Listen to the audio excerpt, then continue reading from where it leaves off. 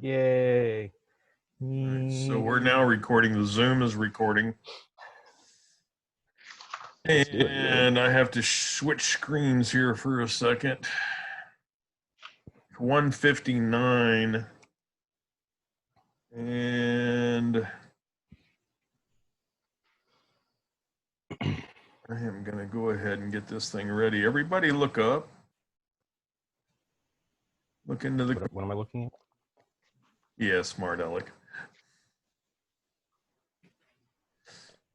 How far up? Yeah. That's good. All right, smile. I'm going to go live in like 10 seconds. Okay. Cool. And then 5, 4, 3, 2, 1, and give it 5 seconds.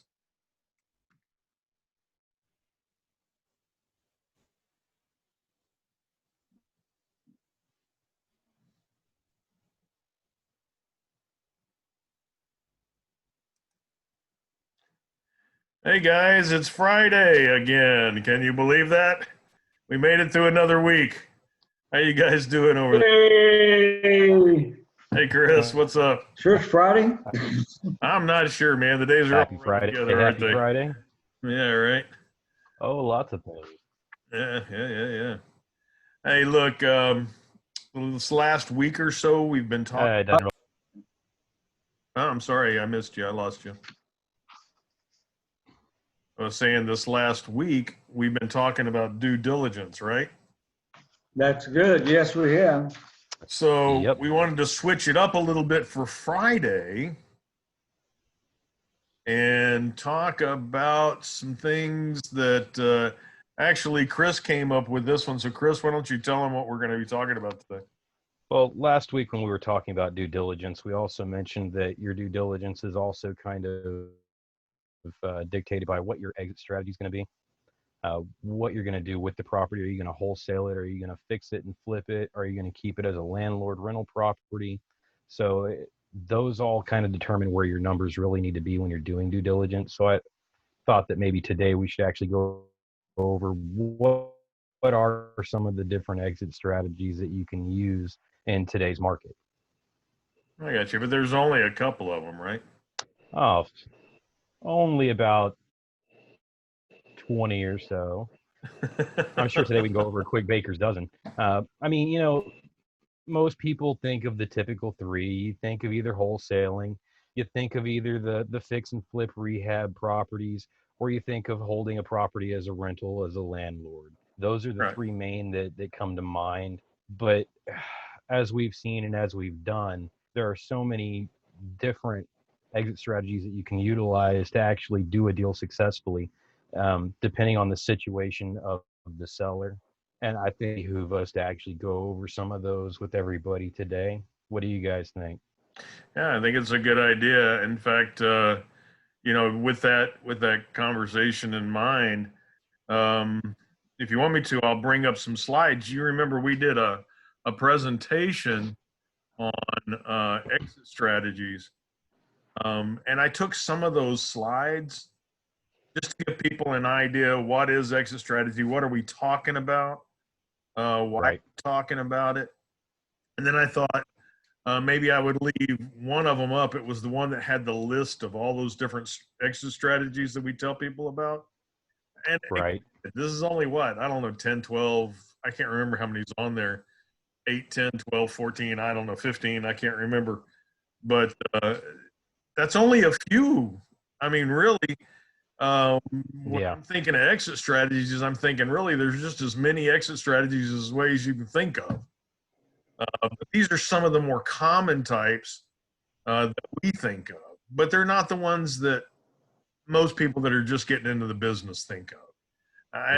You're right, Chris. It's really, they think about those three, you know, wholesaling, rehabbing, or buy and hold. That's pretty much it. Y'all want me to bring up that slide presentation? Yeah, I think that'd be beneficial. Okay, hang on. Let me see if I can bring it up here.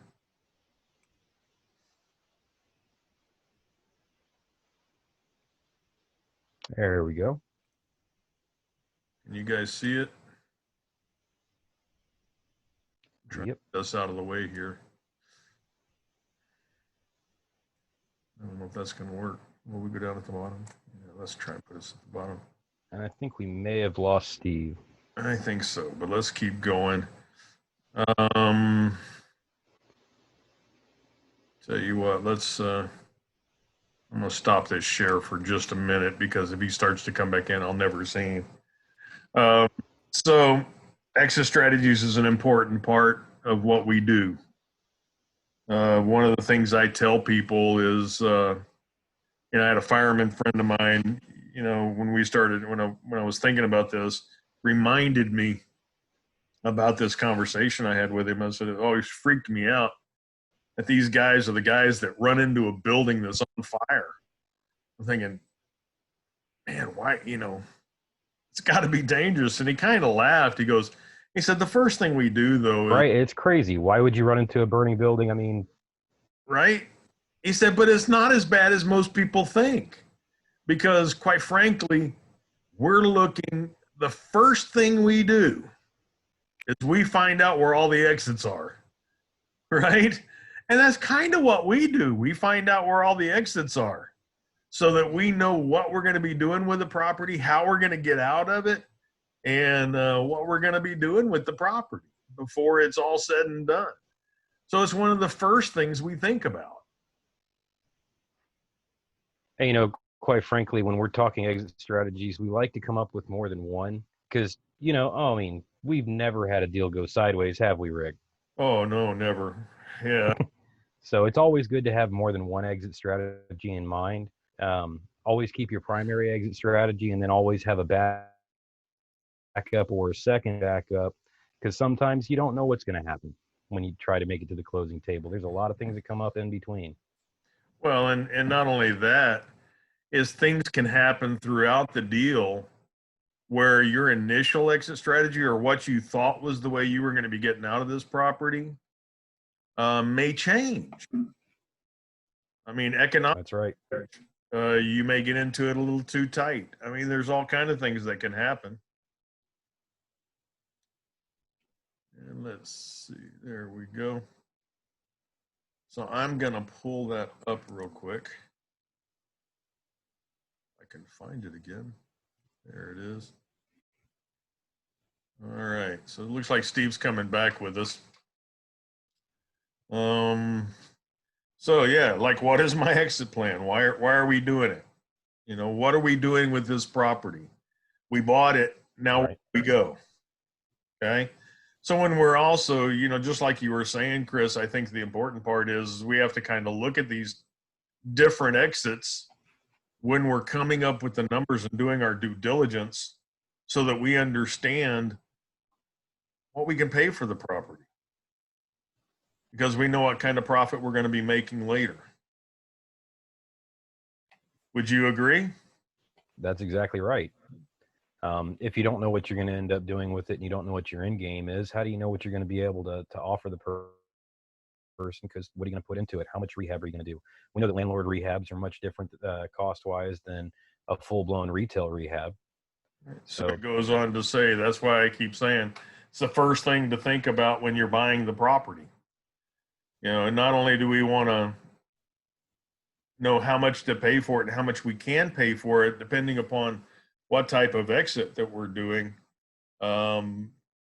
If we don't know what we're thinking about exiting and how we're thinking about exiting out of this property initially, we may pay too much for it.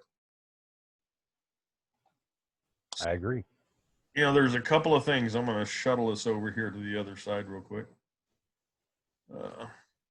Couple of things that we need to think about when we're creating our exit strategy. And I want you guys to think about these. So there's three of them that we always think about. So the first one is, how long do we plan on holding the property? Is it a short-term investment? Do we want in and out of it real quick? Is it a medium term? Do we want to maybe do some rehab on it? Or is it a long term? Is it something we want to fix up and hold for a long period of time? So how long do I anticipate that I want to hold on to this property? Secondly, what type of buyer is going to want this investment property? Do I have such a good buy on it that I could actually maybe do a quick flip and flip it out in a wholesale environment? Do I think that I need to go ahead and do the rehab? Do I need to do a prehab on it and do a home tell? Maybe put it out on a clean up and put it out on MLS. Am I going to get some more money that way? Am I going to have to hold it for a long-term investment, because I think that's where my best exit would be, so that I can gain the equity position on it? And then the last one is, sorry, go ahead, Chris. And I was going to say, that's what we're seeing a lot of right now, where the good play is the long-term hold to build equity, with the way the market is kind of right now. But then again, Yeah, I mean, it's always been the long-term play as far as I've been concerned with real estate. I was just going to say that, Chris. You know, as far as the Russell boys are concerned, we've always been those buy and hold kind of guys. You know, we feel like a long-term investment. I mean, that's what we're in the business for. We're not in for the quick turn. We're in for the long-term play, so that we can really gain good profitability and wealth. I mean, you know, we don't mind, Steve, we don't mind getting the quick cash, do we? Oh, we need it every once in a while. Everybody, it's always fun to have. You know, You but need it's the market, you need it to just basically run your business. sure. That gets to kind of what I was going to say, is there's a time and place for each one of these strategies. I mean, there are times when you need the quick cash, and it's good to be able to build up cash so that you eventually can actually go into buy and hold on your own, or if you want to rehab and put back out on the market.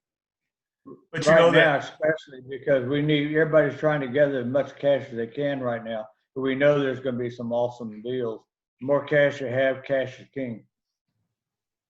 as like that article I sent you yesterday about the commercial properties and the big trust and REITs and what they're doing right now. Yeah, everybody's just amassing money. Well, they're predicting a lot bigger drop than I anticipated. Well, they're hoping for a bigger drop anyway. Yeah, they're hoping for that 20%, and the reality is most people are thinking it's going to be around 5. Yeah. So anyway, that you know, getting the short-term money brings up the last question I have that we always talk about, is how is it going to affect our bottom line? How is it going to affect our income? Yep. And what I mean by how is it going to affect our income, how are we going to be taxed on it? Uncle Sam always wants something. Now, come on now. No, nothing. Just think. I'm going to ask you the question I ask every newbie, and nobody gets this right. So don't be ashamed if you say something I say no. So I'm used to hearing that from you. Look at a wholesale property. You make a chunk of change. You make a profit. How is that profit taxed? In what way? Capital gains. It's not capital gains. Yeah, it is. It's income. It is ordinary income. So I knew you weren't going to get that. That's why I said it. So, hey, when I go to the tax time, they tax me just like it's income. Yeah, it's not. It's just like you went out and got a job and made some money. Okay, it's taxed in the same percentile as would be if you had a W-2 job. So the only difference is it doesn't come directly out of your paycheck. Yeah, I mean, so depending upon what tax bracket you're taxed at, if you're in the 21%, 23%, 27%, 30%, 33%, that can get pretty costly, right? Yes, it does. So there's other ways to mitigate that. So we have to think about that. How's that going to affect our taxable income? And in addition to that, you know, how can we mitigate it? Can we look at an additional exit strategy and see if we can come out with a better profitability just through taxation? It happens, right? And occasionally you'll find some, right? Yeah. All right, so let me go to this last slide. I think this is the one that we've all been talking about. It's let me see here. Can I bring it up? There it is. All right, so I'm going to bring our pictures down to the lower right here. So this is the slide I was talking about, guys. We know that, how many is there? 1, 2, 3, 4, 5, I think 6, there's 11 on here. 9, 10, 11, 12, 11, 12 on there real quick. 11. 11. Mm-hmm. 11. So these are ones that just came off the top of our head when we were putting the slide package together. Y'all remember when we were doing that? Sometime back. Yeah, I was gonna say that was a while ago. Yeah, I mean, in fact, it's kind of funny. I just realized we call them different things now. Of course, some of them different things. Some of them are similar here. Yeah, I mean, so we, again, it's just the first things that people think about when they're looking at exit strategies is this right here, this wholesale, right?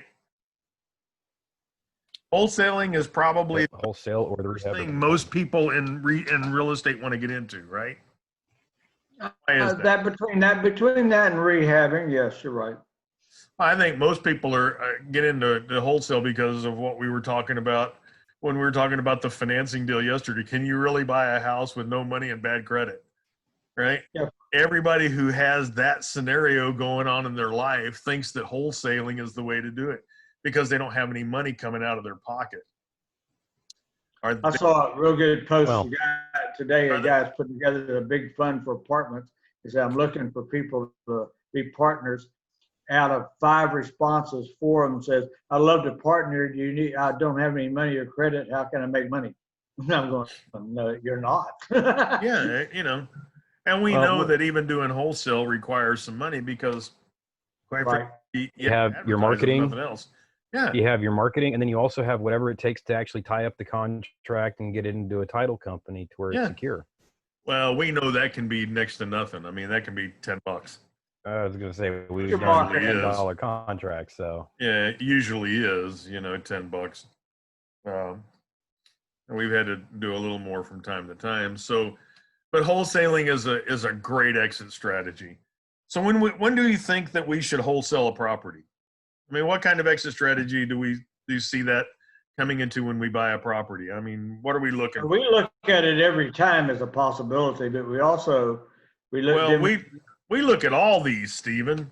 I know, but that's one that we always know we can do. When do We you hope think so. we need to do it? You talking about us or a newbie? No, I'm just saying when we as a group, as RussCorp and HBC REIA, when do we make a determination that wholesale is the way we need to go on a property? What are 2 things. When you can make as much, if not more, wholesaling than you can rehabbing it, you wholesale it. Okay, I agree. I think some of the other things that come into my mind immediately are when we do need a cash injection or we're looking for a serious quick cash, because it is most of the time it's quicker than doing a rehab. yeah. Absolutely. I was gonna say, like when we have another project that we're working on and we need a little bit extra funds to cover the project, wholesale a different property and get the funds you need to complete the major project that you're working on. Yeah, or we have more properties than we can deal with. And we can only, That's we're not a main. giant company. We can only do so many at a time. But for a fact, we've seen a lot of properties that we've been able to make $20,000 plus on, and it was sure a lot faster than trying to rehab it. So look at the dollar percent you can do. That's true, but you gotta also understand that's not the norm for the wholesale sale price. Not gonna get If you're 20 good grand at every it. time. Yeah, If no, you I negotiate understand enough and that. get the property down enough, then by all means. But From time to time, Chris. No, I understand, but Chris, what Steve was saying, and we do this all the time when we look at it. If we've got I'm just going to use numbers, okay? That they don't mean anything, but just go along with these numbers for the moment. We're going to make 10,000 on a wholesale deal, or we're going to make $20,000 on a rehab. I'd take the 10,000 wholesale because you can wholesale in a matter of weeks to a month, as opposed to a rehab dragging out 4, 5, 6 months. Possible. No, $20,000, profit on a rehab's, we don't do those anyway. But the reality is, by the time you factor in the holding costs, the possible overages that you might have for the oops factor. Yeah, the oops factor. The potential for holding this property longer than you wanted to, which has been known closing to happen. costs, discounts that you may have to do with a retail buyer, all of the things that go into rehabbing and selling a property. The potential, you started at $20,000, now you're 4 months into a project where you're still going to make roughly the same $10,000 net that you could have made on a quick wholesale deal. I agree. Next job, next project. Right? Correct. I agree. All right, now let's talk about a variance of that, which is one I really like, and that's wholetailing. Wholetailing is the child of wholesale and rehab. If wholesale and rehab got married and had a baby, it would be wholesale. And really what that means is you buy a property at a wholesale value, but properties in that neighborhood are going for a ton of money. So you take the property, you do some sweat equity kind of stuff. Clean it out, clean up the yard, make it presentable, get the funk out, get the stink. That old dirty, smelly carpet. Yeah, rip out the carpets. You're not going to be doing anything where you're really putting a lot of money into it. Yeah, keep it cheap. Unless, now there's some times that we've thought about it. Like if you have one that has a major foundation problem and you know that you could sell it if you had a cleaned up foundation, that's might consider.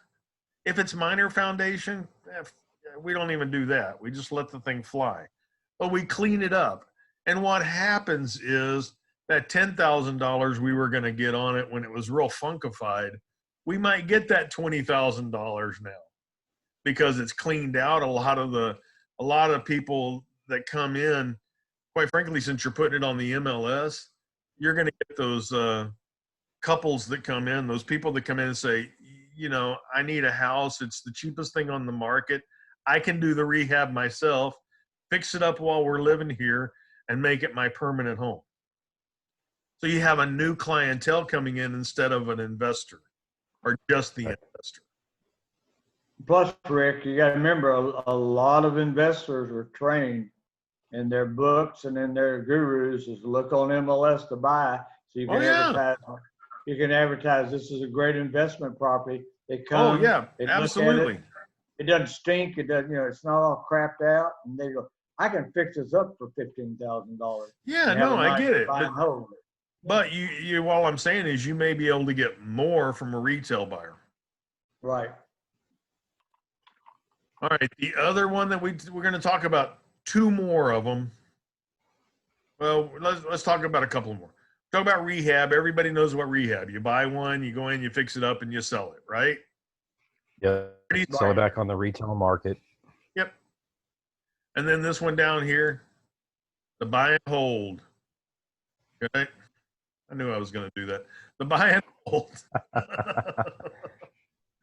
soon as I clicked that, I was trying to highlight it, but as soon as I clicked it, I knew I was going to do that. The buy and hold or the rental. We're a real big proponent of that, guys. But look, man, there's other ways to do it. Okay. So what happens when we go and look at a property and we go, man, we're having trouble selling it.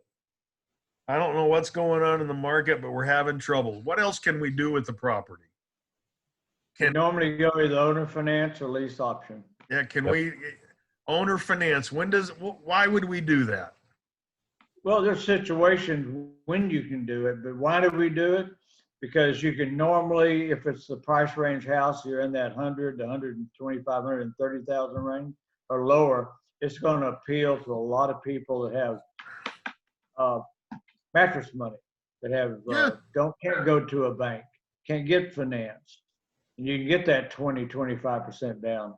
You can definitely refinance it and then owner finance it out, or you can, if you're lucky and you bought it where you can assume the mortgage, if it makes sense, you can do that too. Well, yeah, if it's a wrap, you can always wrap it, right? Always wrap it. You know? But you can buy it, refinance it. That's another way to do it too.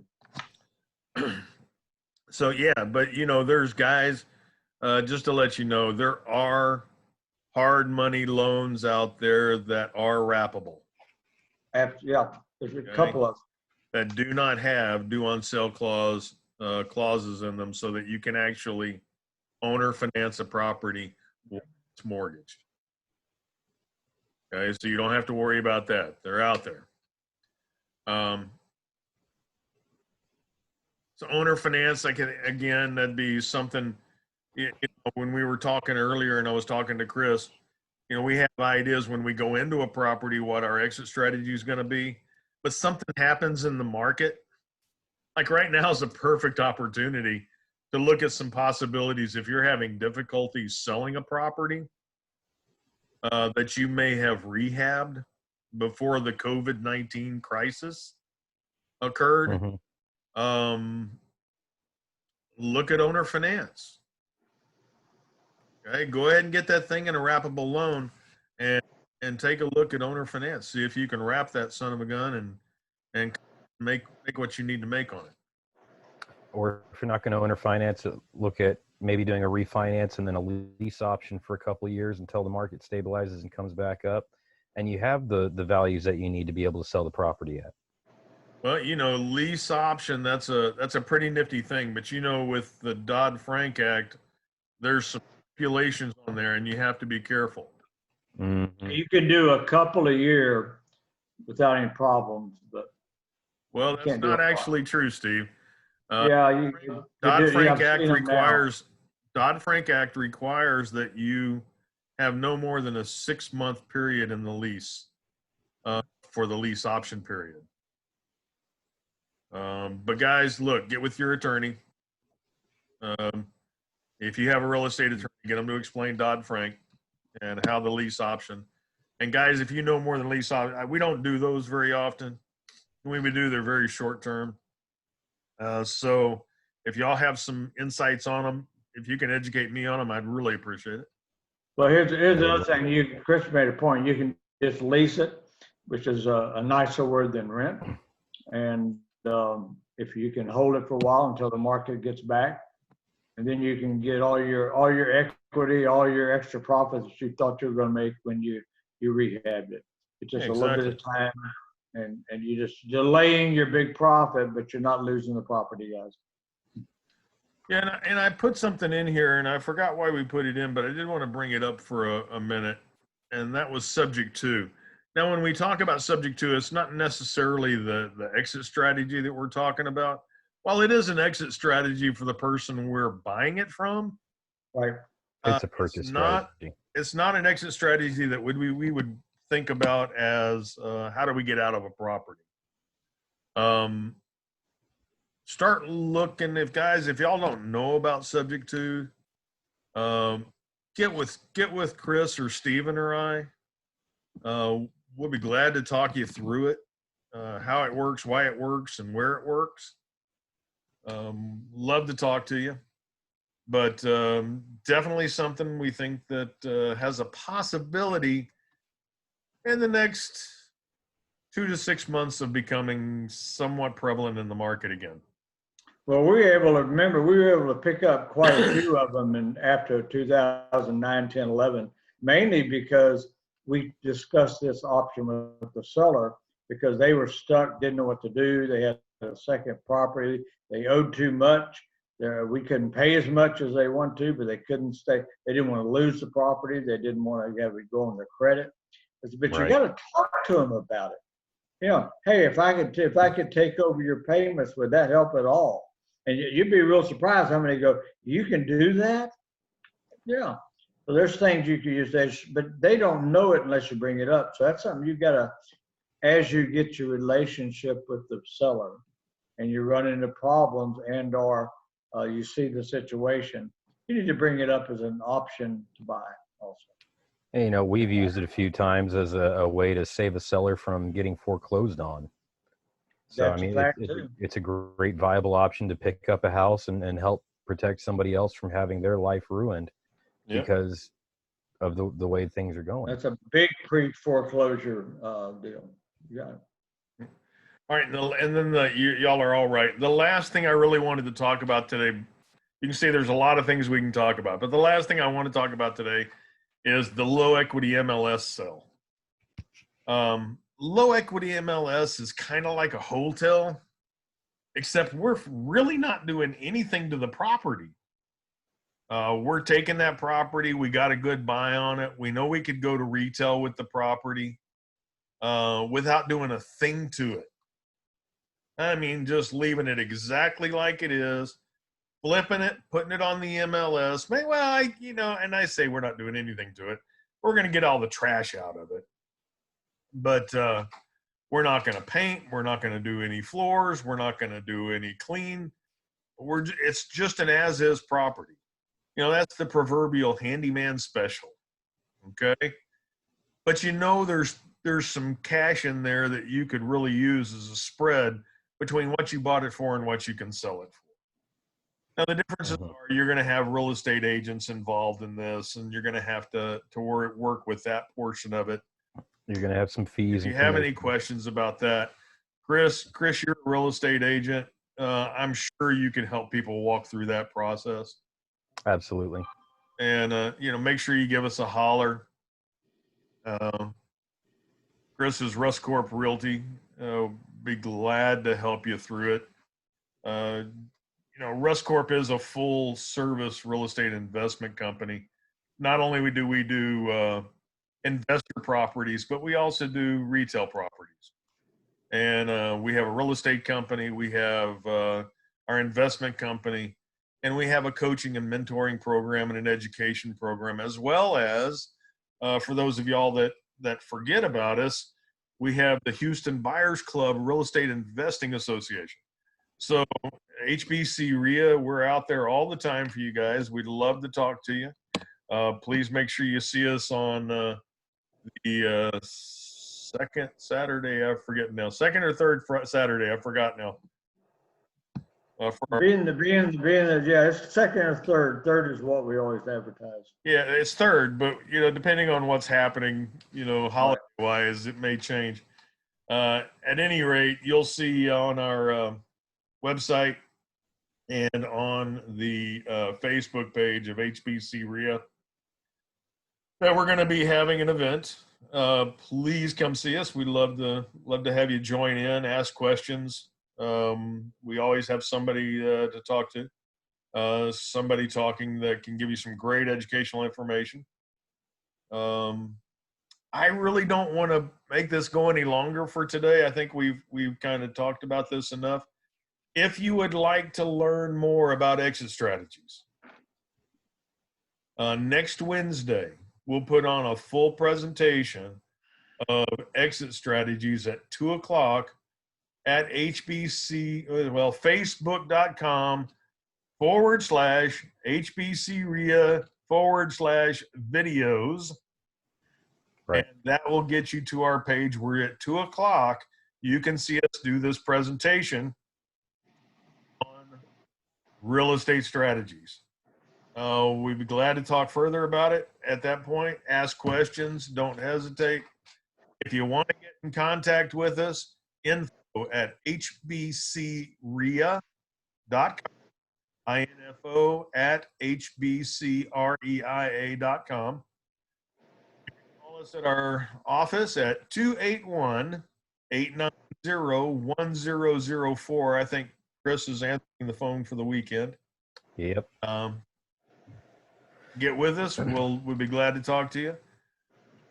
You can also message us directly here on Facebook through our HBC REIA page or any of our personal pages. Yeah. Always happy to answer questions. Be sure to check out not only the videos and information we have on Facebook, but also the uploads that we've been doing on YouTube as well. If you have a hard time finding something here, you can generally find an upload on YouTube about it. And Steve, I saw you had your finger up. You had a question. I had a real quick thing I need to add because we tend to forget about it.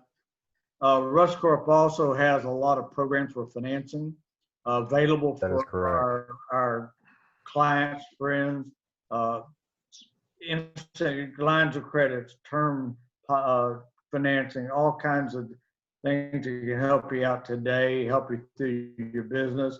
Plus, we've got a lot of outsources for financing available for buying, not only residential, but commercial. We do a lot of commercial properties in the 10, 20, $30 million area. We can definitely help you out. But don't just think of us as education only. We can help you find the money. We're always happy to partner with people as well. If you have a project that you'd like to get underway and you're not sure how to facilitate it, be happy to sit down and talk to you and see if maybe there's some way that we can join you and help you get it done. All right, guys. That's all I've got for today. Happy Friday, everybody. Everybody have a great weekend. Stay healthy, stay safe. And we'll see you on Wednesday. That's right. Be sure to join us Wednesday. It is a free training. I think Rick forgot to mention that. It is all free. So be sure to join us Wednesday. Yes, we do things for free. Almost everything we do is free. Yeah, pretty much. If you know it's for anything, most everything we do doesn't cost you. At any rate, we'd love to see you. Please ask questions. If you have any questions between now and then, hit us up on our Facebook pages or info@hbcrea.com. That's all I've got for today, guys. We appreciate it. Thank you, everybody. Everybody have a safe weekend, please. Yeah. Chris? Be good, everybody. See ya.